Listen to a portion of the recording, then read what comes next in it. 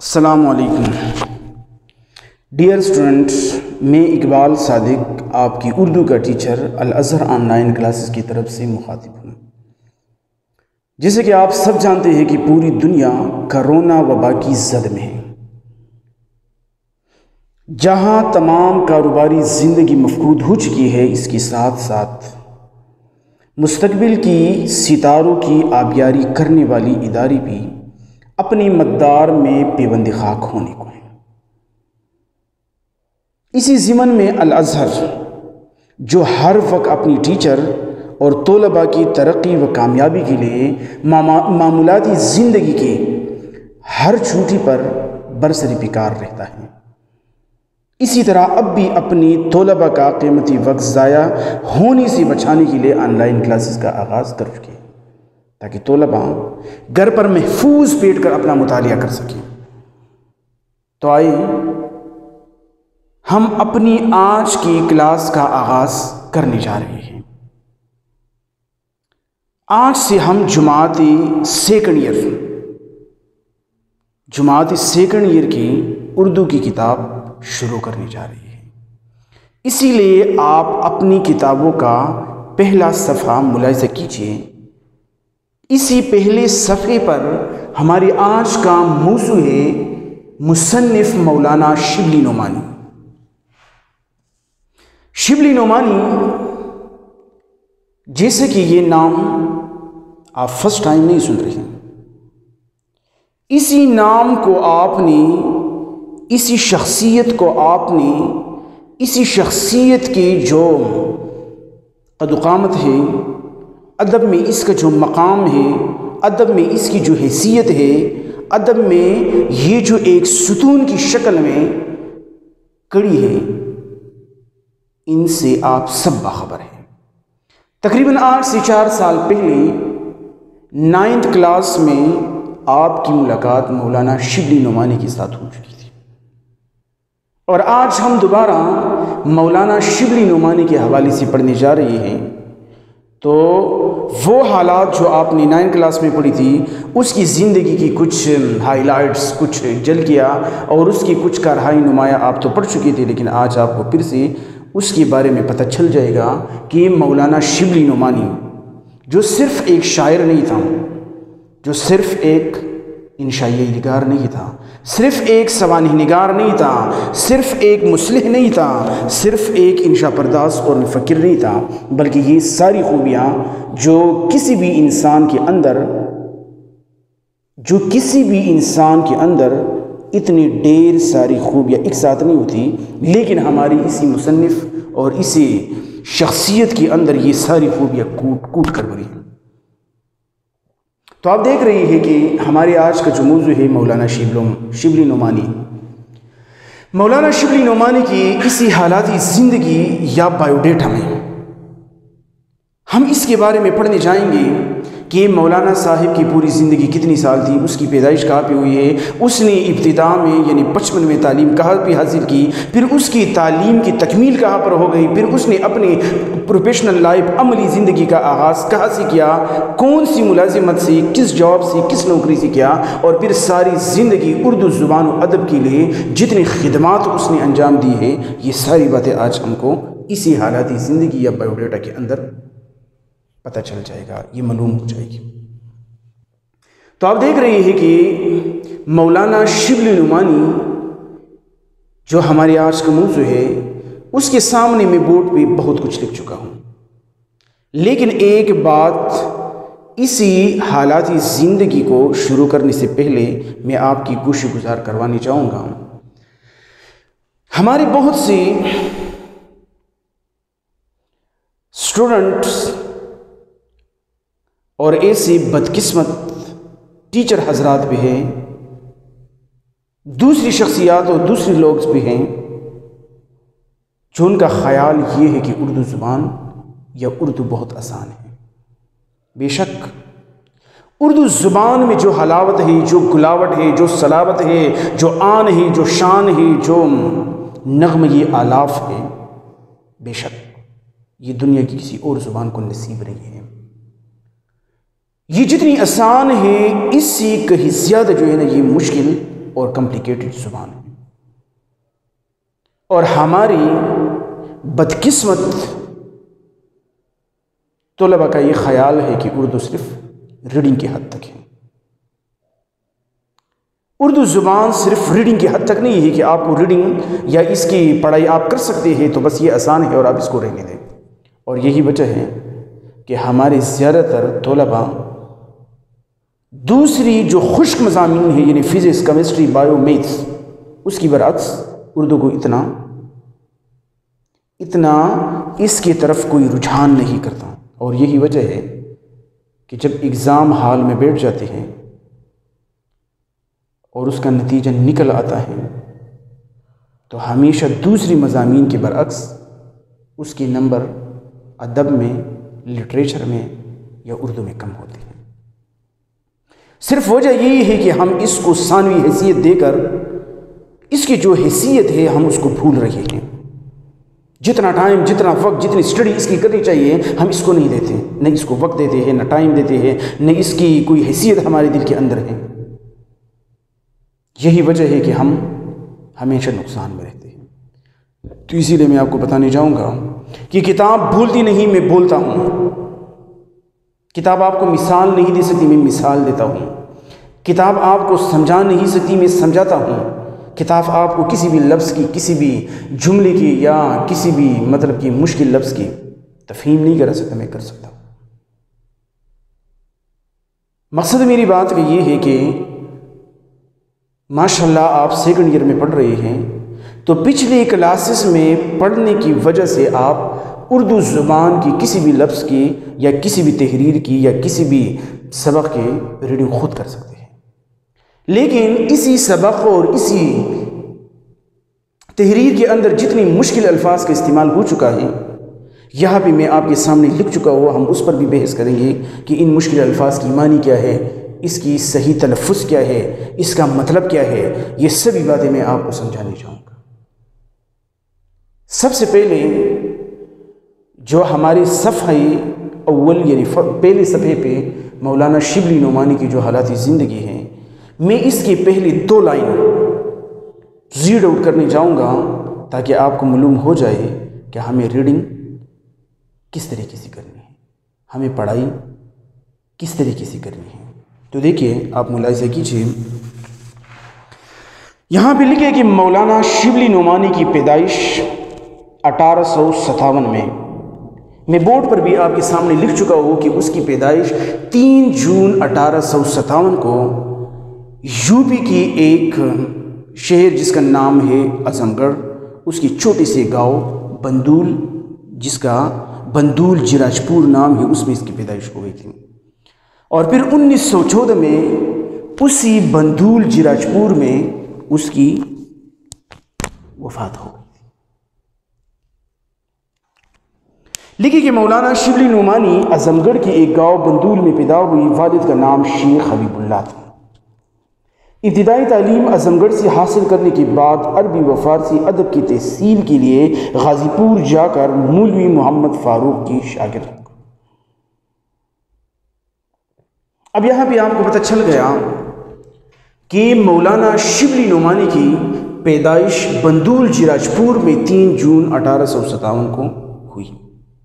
اس کی وفات 18 نومبر 1914 کو ہوئی۔ اس حساب سے اگر ہم دیکھیں تو مولانا صاحب نے اپنی زندگی کی 57 بہاریں دیکھی تھی۔ 57 سال کی زندگی گزارنے کے بعد وہ اسی دارفانی سے کوچ کر گئی،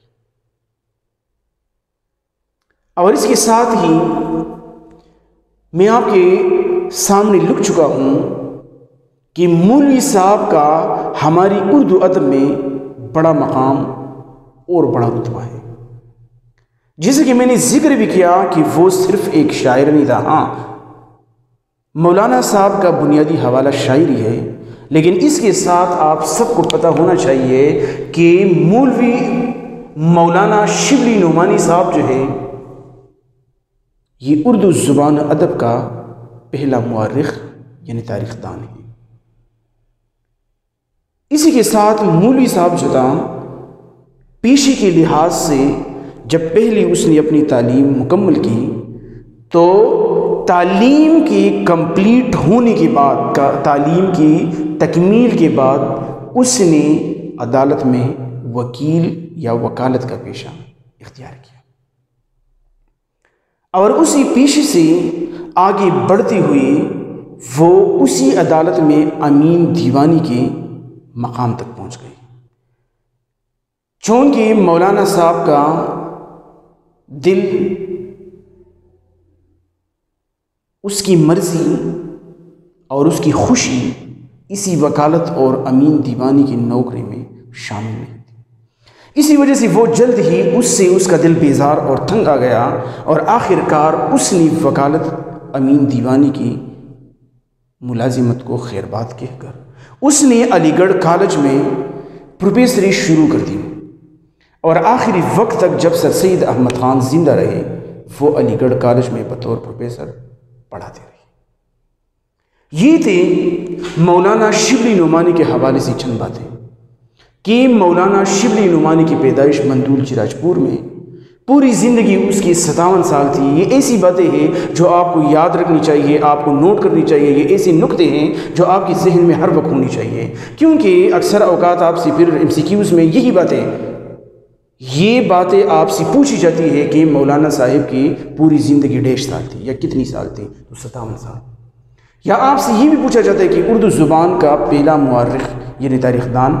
کون ہے، تو وہ مولانا شبلی نعمانی صاحب ہیں۔ اسی طرح آپ کو یہ بھی پتہ چل گیا کہ مولانا صاحب کے والد صاحب کا نام تھا شیخ حبیب اللہ، اور اس نے اپنی ابتدائی تعلیم اعظم گڑھ اپنی ہی گاؤں میں حاصل کی، اور یہ بھی پتہ چل گیا کہ تعلیم مکمل کرنے کے بعد اس نے وکالت کا پیشہ اختیار کیا تھا، پھر اس کے بعد اس نے پروفیسری شروع کر دی علی گڑھ کالج میں، اور تب تک اس میں پڑھاتے رہے جب سر سید احمد خان تاحیات تھے۔ اب اس کے اندر مزید جو ہے نا آپ خود پڑھ سکتے ہیں، اس کی ریڈنگ آپ خود کر سکتے ہیں،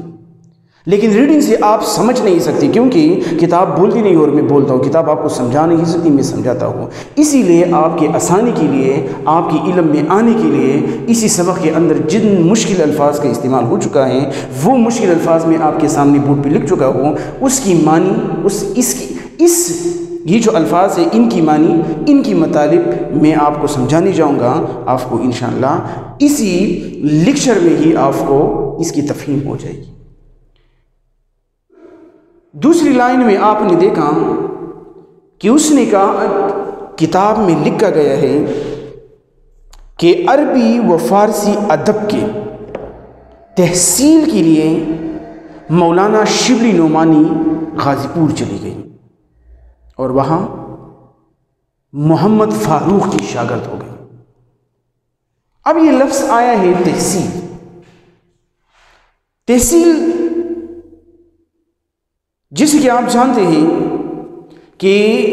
یہ جو ڈسٹرکٹ ہوتے ہیں، اضلاع ہوتے ہیں،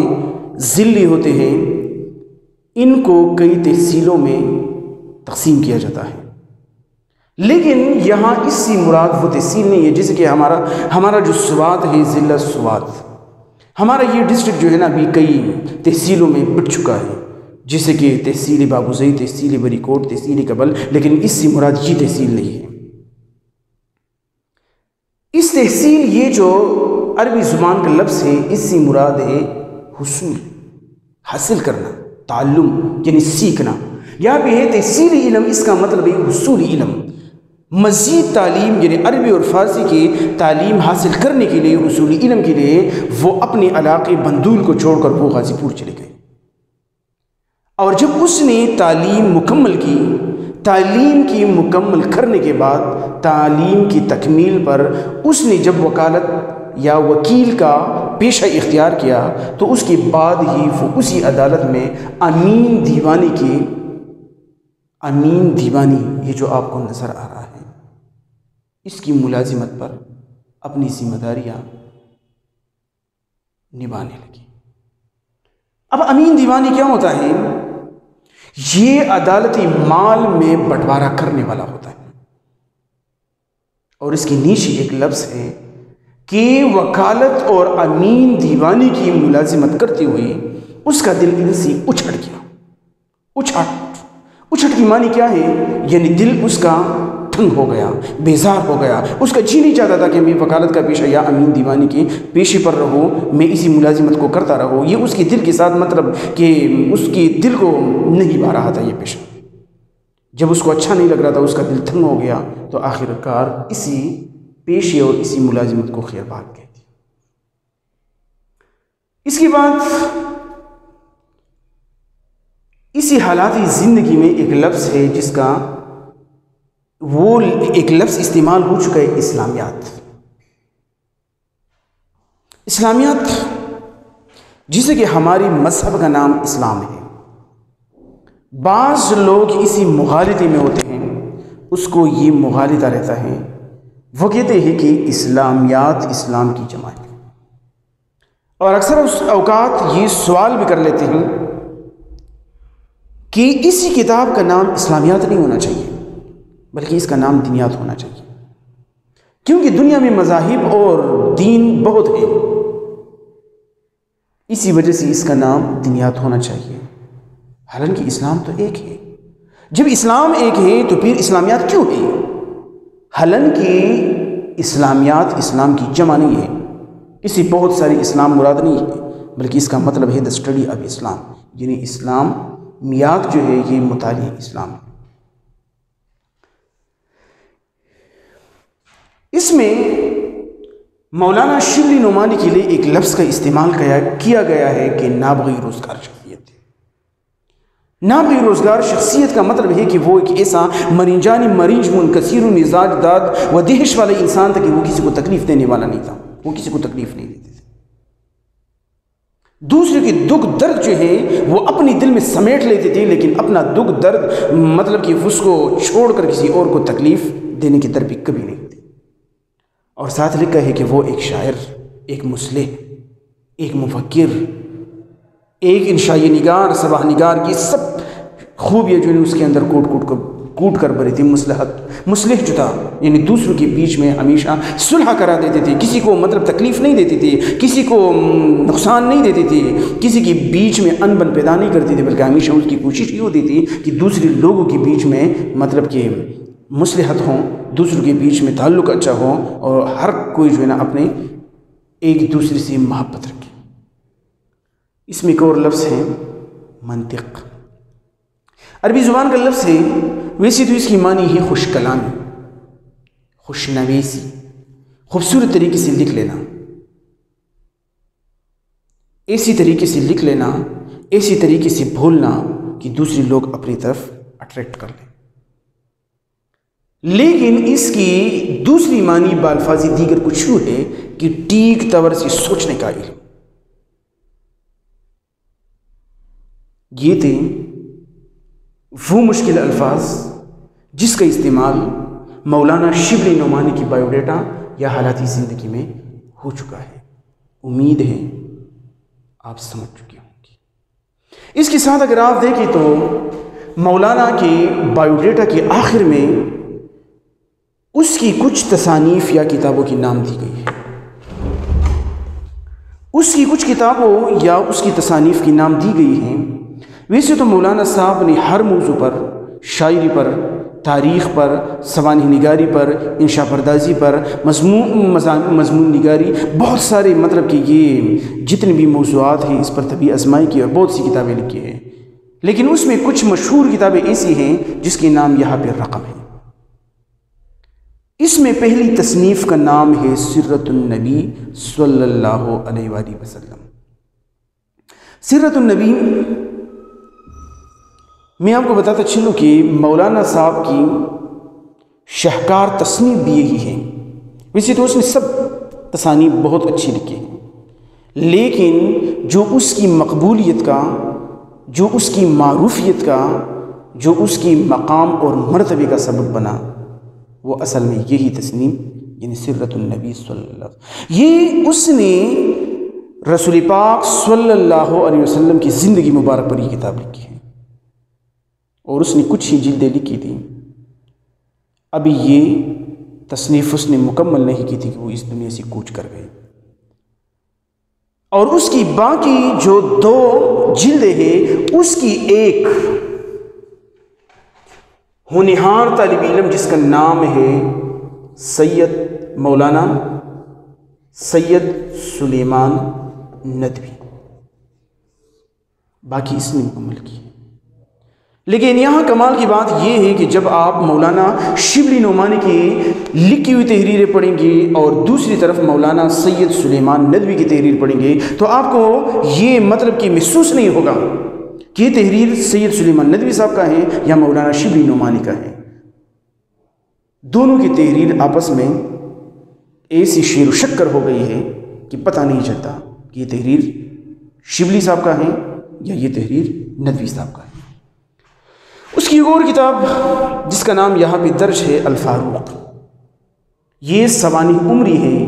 حضرت عمر فاروق رضی اللہ تعالیٰ عنہ جو اسلام کا دوسرا خلیفہ ہے۔ سوانح یعنی پوری زندگی کی روداد ہے، زندگی کا پورا قصہ ہے، اس کی داستان ہے سوانح، جس کو ہم انگریزی میں بایوگرافی کہتے ہیں۔ اس کے بعد ایک اور لفظ ہے المامون۔ المامون یہ بھی مامون الرشید کی سوانح عمری ہے، اور اس کے ساتھ ہے الغزالی، یہ امام غزالی رحمۃ اللہ علیہ کے سوانح یا داستانی زندگی ہے۔ اسی طرح ایک اور تصنیف کا نام ہے سرۃ النعمان، اس میں بھی مولانا صاحب نے کچھ مشاہیر کی، جیسے کہ امام ابو حنیفہ صاحب ہیں، امام شافعی صاحب ہیں، ان کی زندگی پر، ان کی حالاتی زندگی اور سوانح عمر کی کچھ جھلکیاں اس کے اندر لکھی ہیں۔ اور اس کی ایک اور تصنیف کا نام ہے شعر العجم، جسے کہ شعر آپ سب جانتے ہیں کہ شعر کو کہتے ہیں، شاعری یا نظم ہم اس کی معنی لے سکتے ہیں۔ اور دوسرا ہے عجم، عجم جو غیر عربی ہوتا ہے، جس کا تعلق عرب سے نہیں ہوتا۔ اور اس کی نیچے میں لکھ چکا ہوں کہ اسی کتاب میں مصنف مولانا شبلی نعمانی نے قدیم فارسی شعراء کے احوال و کمالات پر روشنی ڈالی ہے، یعنی یہ کتاب جو ہے قدیم فارسی شعراء کے احوال و کمالات پر مبنی ہے۔ یہ تھی ہماری آج کی کلاس، اور موضوع تھا مولانا شبلی نعمانی، جس میں ہم نے مولانا شبلی نعمانی کی زندگی کی کچھ